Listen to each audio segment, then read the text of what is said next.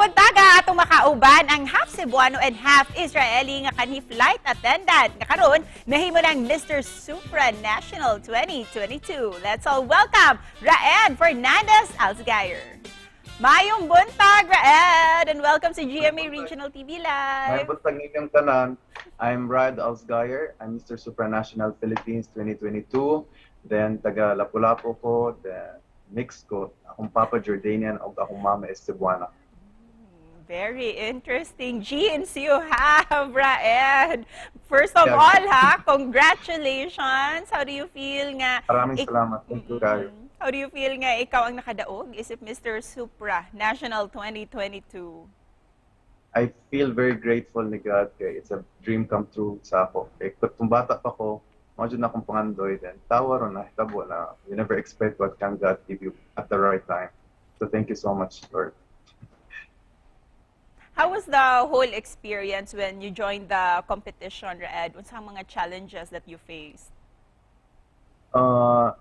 Actually, nag-audition me, kay gi-appoint me, kay we're 12 lang ni nag-screening. So, niadto ko sa screening as, you know, walang expectations. Then, I was amazed that, you know, sometimes when you go without expecting anything, it turns out to be positive for you. So, very happy that moment na I got it.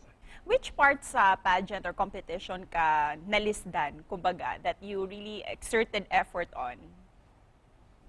Actually, ang asa ko ganahan mag-focus is sa akong catwalk. I think that's my weakest part. Then, the rest, I need some polish, then I'll be fine. Pero para kanimo, Raed, unsa jud nakapa-stand out nimo compared sa ubang mga competitors?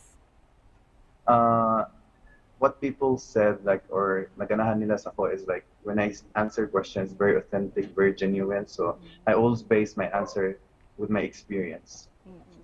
And talking about experience, former flight attendant di ay ka, Raed, o di ba? Yes. How has your profession helped you with this pageant that you joined?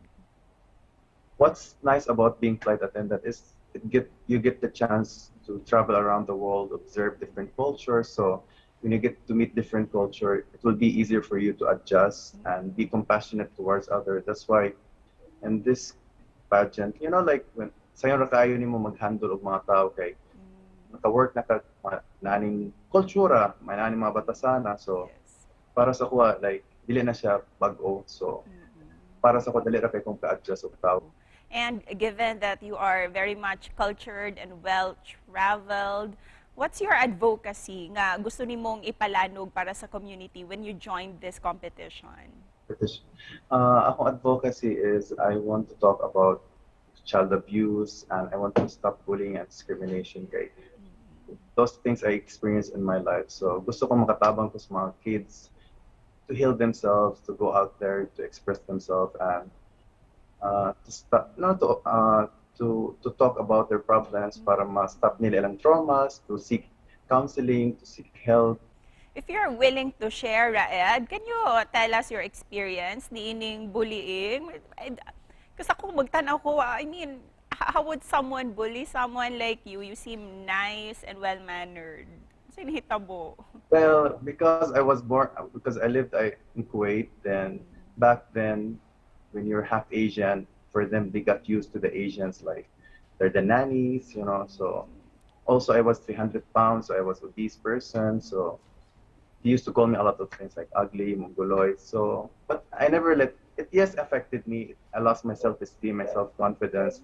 But nakatabang sa tiyan ako na I learned to look at the positive side. And with that, unsay mohang gustong ihatag nga mensahe labi na sa mga kabataan who's experiencing something like this right now? So, what I really want to tell people or gusto na ko i-advise mga tao, always follow your dreams, follow your heart desires. Never give up on your dreams and do not let people dictate what they want for you. But you have to choose what you want for yourself, okay? At the end, it's your life, it's your happiness, okay? When you grow older, at least you realize that wala kay hang up sa buhay, but you happy you did what you really wanted in your life. And that's what I want to teach people. I want to advise, inspire people with my story also. And thank you for that very inspirational Very message, welcome. Raed. Very welcome. I'm sure you've helped a lot of people who's watching us right now. Busa, we'd like to know, what's next for you? Kumusta yung mga preparations? So mga preparation ako daghang kaayo ron, like na we're preparing the wardrobes. Then next week I'll start my coaching with my speech, with my ramp, with my catwalk. Then I hope everybody keeps supporting me kay ang budget namo will start in July 4 until July 16 in Poland. So I look forward everybody to support me, and thank you so much to everybody. And before we end this interview, unsang imuhang mensahe nga gusto nimong ipaabot para sa ato ang mga kapuso?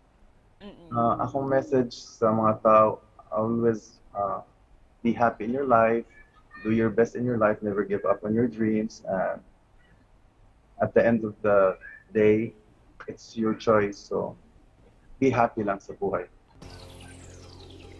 And we're also very happy that you joined us this morning. Daghang salamat, Raed. You're God welcome. bless you. I'm very happy also. I'm very grateful. Thank you for the opportunity. Salamat kayo. Godspeed, Raed. Thank you so much.